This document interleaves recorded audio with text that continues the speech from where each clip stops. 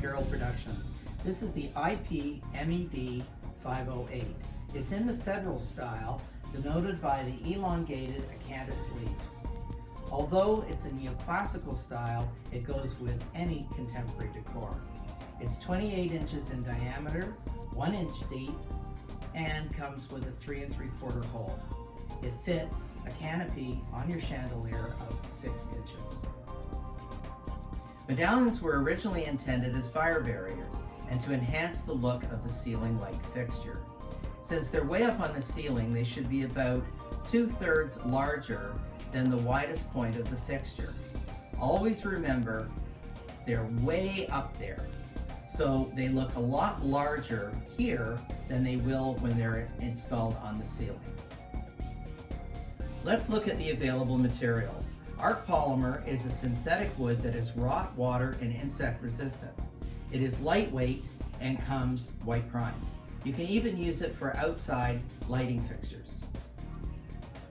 For the discerning client or interior commercial applications, we offer GRG Neoplaster that meets Class A fire rating. For exterior commercial applications, GFRC, a concrete composite, is also available. For rounded, vaulted ceilings or domes, we even have a flexible resin mold.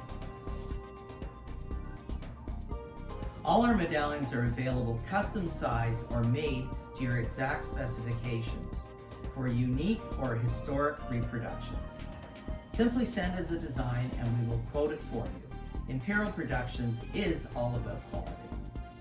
Imperial Productions offers all the necessary components to install the products that you buy from us. We have construction adhesive, spackling compounding that you can sand after it's dry. It won't crack afterwards. We have a complete line of Verona paints with Renaissance colors as well as gold and silver leaf.